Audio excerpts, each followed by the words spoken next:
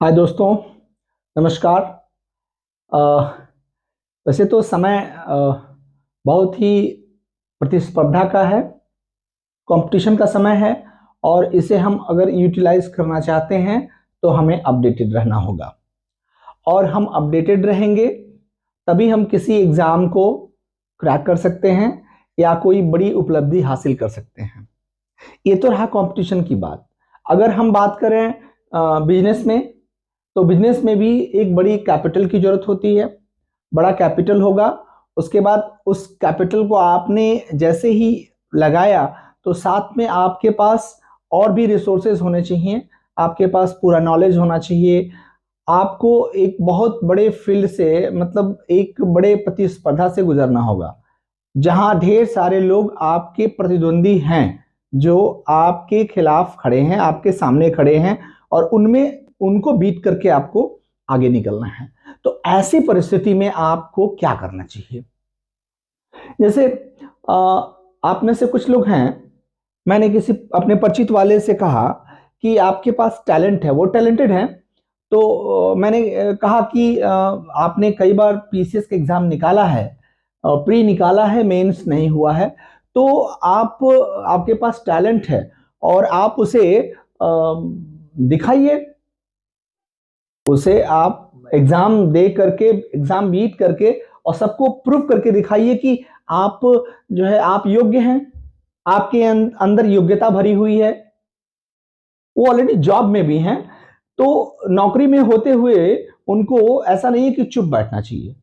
तो इस कंडीशन में उनका तर्क था कि अरे मुझे किसी को दिखाना नहीं है, मैं अपने आप में खुश हूं, मुझे किसी को दिखाना नहीं है, मैं जो भी करता अपने लिए करता।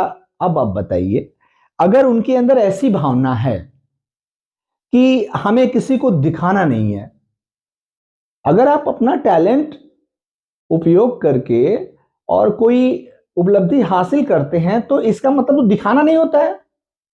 अगर हम स्वामी विवेकानंद जी की बात करें, जो जाकर के शिकागो में इतना जो है मार्वेलस स्पीच दिए, जिसका वर्ल्ड में इतना नाम है, आज भी यूट्यूब चैनलों पे ये चलाया जाता है, यूट्यूब पे लोग उनके आवाज को सुनते हैं कि कैसे उन्होंने अमेरिका में जाकर के भाषण दिया। और आज के कितने साल पहले जब इंडिया में कुछ ऐसा प्रोग्रेस नहीं था, ब्रिटिश शासन था, तो क्या उन्होंने ये सब दिखाने के लिए किया? नहीं, उन्होंने दिखाने के लिए नहीं किया, उन्होंने अपना स्किल वहां रिप्रेजेंट किया। वो भारत को, इंडिया को रिप्रेजेंट कर रहे थे। जहां वर्ल्ड रिलीजियस कांग्रीगेशन हो रहा था, उसमें वो भारत को, इंडिया को रिप्रेजेंट कर रहे थे।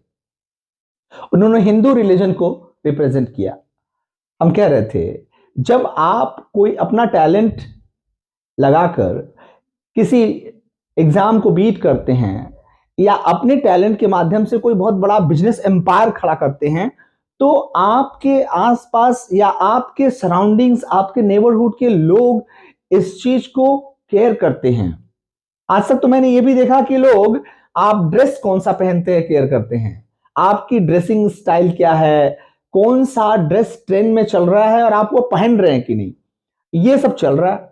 तो ऐसी परिस्थिति में आपको क्या करना चाहिए? आपको कंपटीशन में बने रहने के लिए या सोसाइटी में ये दिखाने के लिए कि आप जिंदा हैं, आपके अंदर जो नॉलेज है वो एनफ है, वो पर्याप्त है, आपको एग्जाम देना ही चाहिए। आपको उसमें, उस कंपटीशन में, उस प्रतिस्पर्धा में टूट पड़ना चाहिए। देखिए, एक बात बताएं हम आपको कि कंपटीशन और कॉन्फ्लिक्ट में अंतर है। कंपटीशन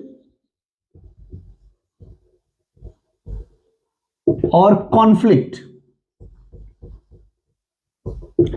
इन दोनों में अंतर है।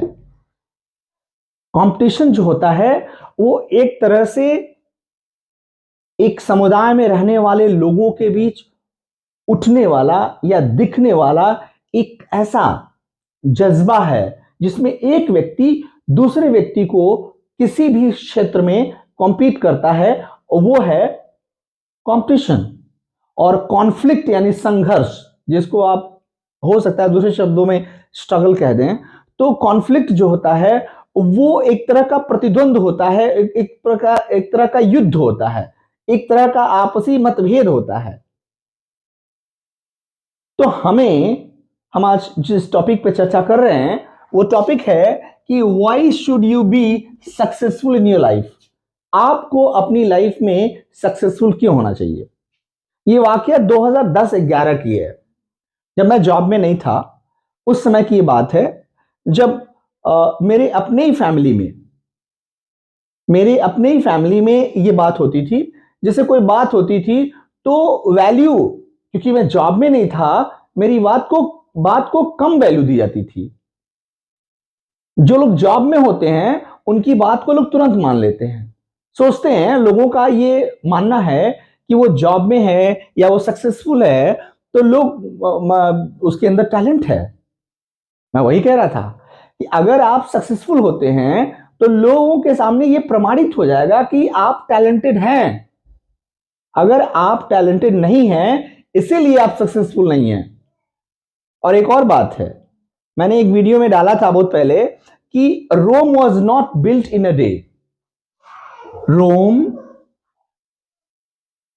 Was not built in a day. Rome एक दिन में नहीं बना था।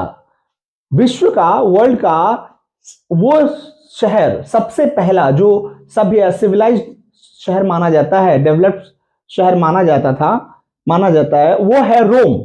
तो रोम एक दिन में नहीं बना था। इसका मतलब कि कोई भी बहुत बड़ी उपलब्धि आप शॉर्ट टर्म ऑफ टाइम में हासिल नहीं कर सकते। उसके लिए आपको कड़ी मेहनत करनी पड़ेगी, एक बड़ी इबारत लिखनी पड़ेगी। जैसे इंग्लिश में कोई अगर विद्वान बनना चाहता है तो उसको वर्ड्स याद होने चाहिए, डिक्शनरी तैयार होनी चाहिए। तो पूरी डिक्शनरी एक दिन में तो रटा नहीं जा सकता है। उसके लिए प्लानिंग, स्ट्रैटेजी, ट्रिक्स और समय सभी लगेगा। जी हां, आपको सफल इसलिए होना चाहिए ताकि आपके नॉलेज का इवैल्यूएशन हो सके। समाज दो चीजों को वैल्यू देता है, पहला पैसे को, दूसरा सक्सेस को। अगर आपके पास पैसा है, आपके पास ढेर सारा पैसा है, तो आप बड़ी से बड़ी हस्ती को बुलाकर आज मीटिंग कर सकते हैं। एक फोन जाएगा आपका तो बड़ी से बड़ी हस्ती, चाहे कोई बहुत बड़ा अभिनेता हो, बहुत बड़ा खिलाड़ी हो या बहुत बड़ा बिजनेसमैन हो, वो आपको वैल्यू करेगा क्योंकि आपके पास अपार पैसा है।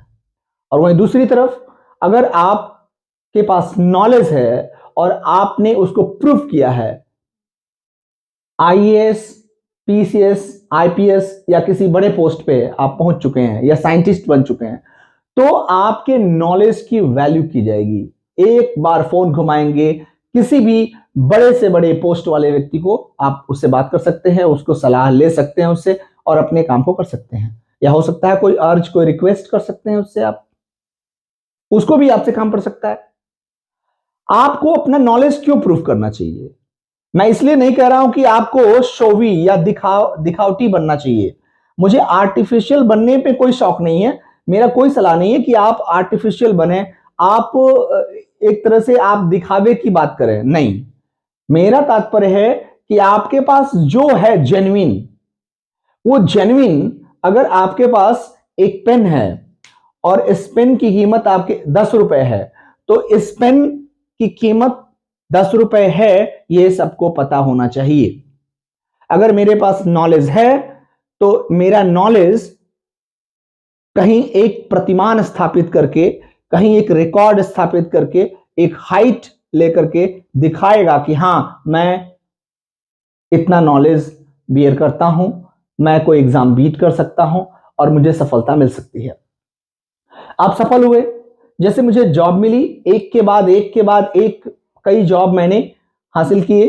हालांकि मैं ज्वाइन तो ये दूसरी किया हूं और अभी जॉब में हूं, नहीं पता कब तक रहूंगा। लेकिन एक बात है कि अगर आपके पास नॉलेज है तो सीटें कम हो या ज्यादा हो ये मायने नहीं रखता है। आप स्ट्रेटजी बनाकर और अपने लक्ष्य को पा सकते हैं। हार्ड वर्क करें ये जरूरी है, लेकिन स्मार्ट वर्क करें। टाइम और स्ट्रेटजी दोनों ध्यान में रखते हुए एक अच्छे से टाइम टेबल के साथ आप तैयारी करें और अपने लक्ष्य को प्राप्त करें। और कभी ना सोचें कि कोई व्यक्ति अगर वो सफल है तो वो दिखाने के लिए सफल है, नहीं। वो जब सफल हो जाता है तो लोगों को दिखने लगता है और लोग सैल्यूट करते हैं। आप देख रहे थे आरएनजे एकेडमी, मैं दिनेश कुमार। ये सेशन आपको पसंद आए तो इसे लाइक करें, सब्सक्राइब करें और दोस्तों में शेयर करें और आरएनजे एकेडमी को आगे बढ़ाने में मदद करें। हम उन विद्यार्थियों के लिए सहयोग के लिए खड़े हैं जिनके लिए प्रॉपर गाइडेंस नहीं मिल पा रहा है, जिनके लिए ट्यूशन कोचिंग मुहैया नहीं हो पा रही है, उनके लिए फ्री ऑफ कॉस्ट हम यूट्यूब पे या ऑफलाइन उनके लिए क्लासेस लेकर उपस्थित हैं। जो भी चाहें हमसे संपर्क कर सकते हैं हमारे चैनल के माध्यम से। आप कमेंट करिए और हम आपके लिए आप फोन नंबर देंगे, आप हमसे बात करिए, आपके लिए क्लासेस उपलब्ध होंगी। आप देख रहे थे आरएनजे एकेडमी, मैं दिनेश कुमार। मिलते हैं अगले सेशन में। Thank you so much.